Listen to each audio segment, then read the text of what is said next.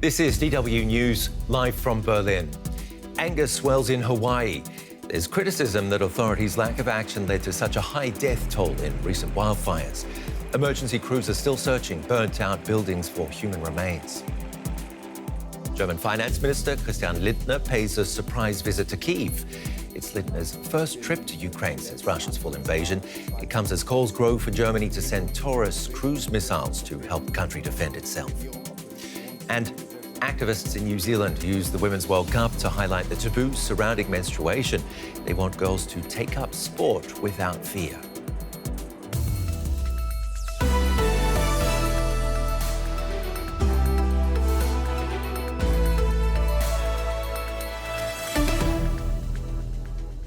I'm Ben Fazul, welcome.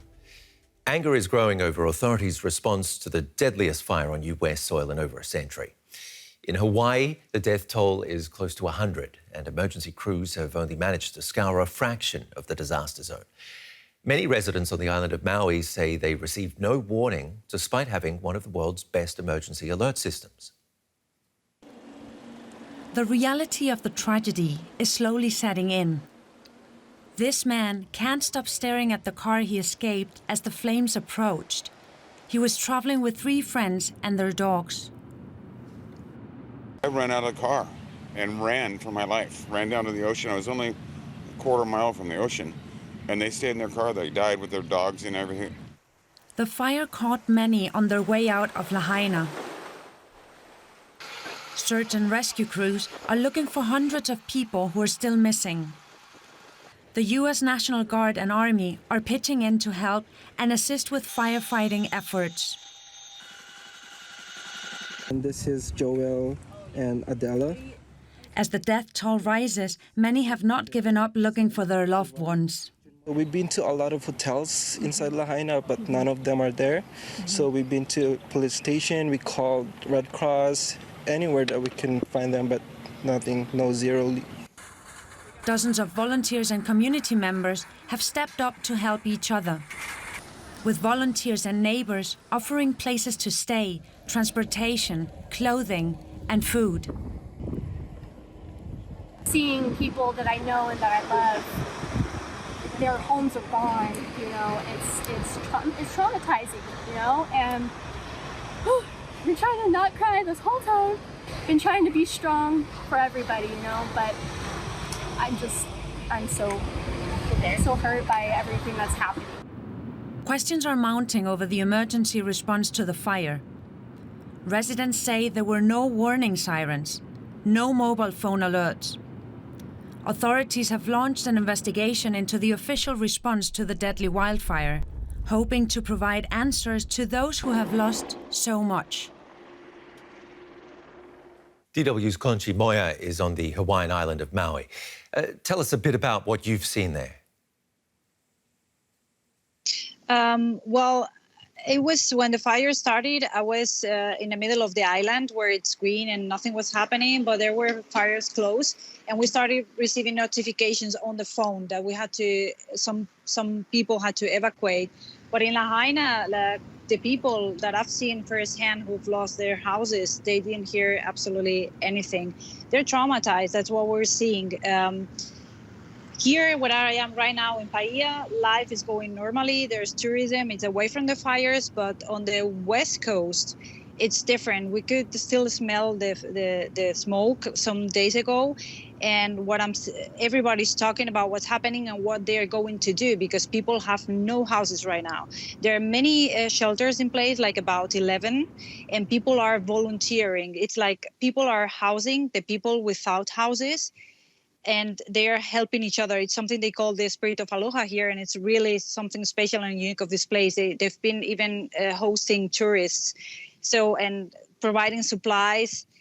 But that's just a temporary solution. People are also angry, traumatized, and they don't know what to do next because they're not going to be able to return to their homes. So they've been flying out also to other islands like Oahu.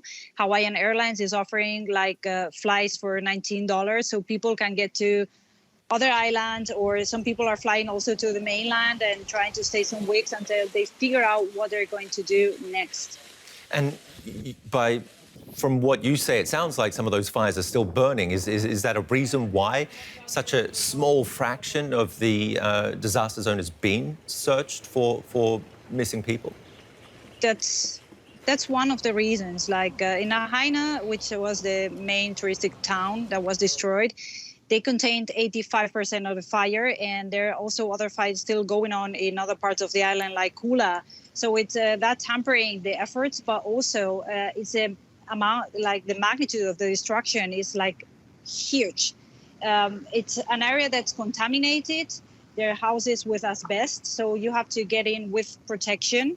And authorities have told us, they've seen metal twisted in ways they've never seen before. So it's really very difficult. And just yesterday, it was the first day they could bring the dogs out. So they said they want to make it right. And that's the reason why they're proceeding also cautiously and slowly. Also, there's still no power, no internet service.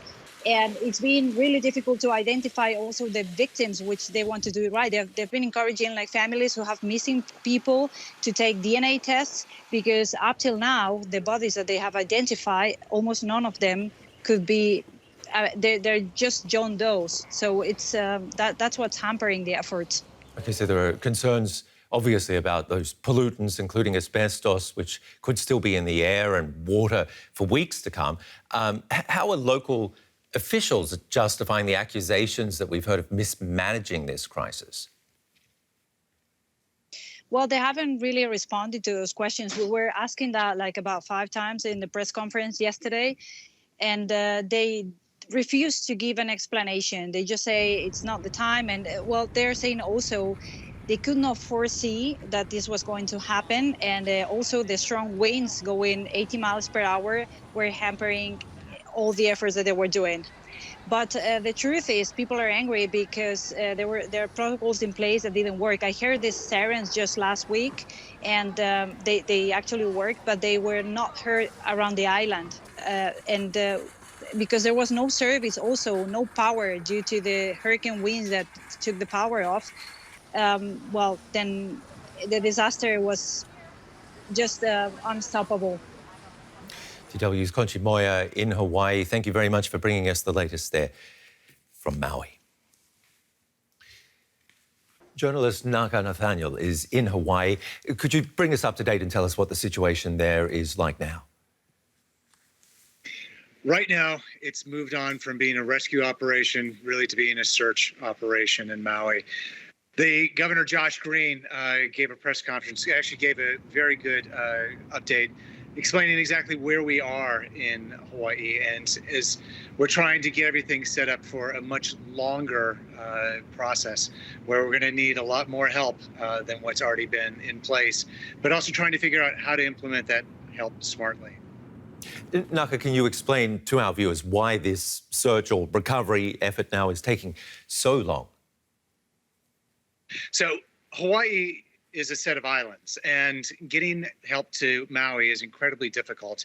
You know, it's very, very far away. We're in a very, very remote place. This isn't like most other places in the United States where if there was a disaster, there would be help that would easily come in from other states. And there's also room to house and to move around and help these operations.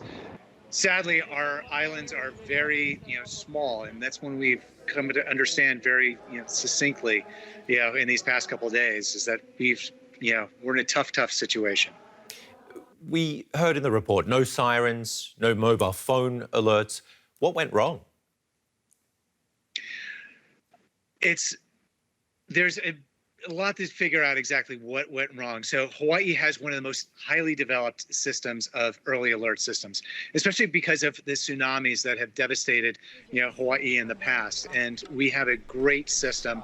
You can see the sirens everywhere on the island, no matter where you go, if you're up in the mountains or down by the sea. And they weren't put into effect. There's a little bit of speculation as to Hawaii's top leadership when it came to emergency management not being on island at the time, and that really impeded a lot of the early warning systems. And what about survivors? How are they coping now? Survivors are trying to find out what happens next. You know, so many of these folks lost homes in a place that there is not any surplus housing. There's not an easy place to put them. So one of the things that the Governor Josh Green put into place is a system where they're taking over many of the Airbnbs, and they're also housing people in hotel rooms. 500 were set aside for residents of Maui, and another 500 were set aside for aid workers. And so it's expected that, you know, we're fearful that, you know, so many of these people, you know, not only they lost their homes in Maui, but they probably lost their lives, you know, their day-to-day lives in Maui. Journalist Naka Nathaniel in Hawaii, thank you for that update. Thank you. Aloha.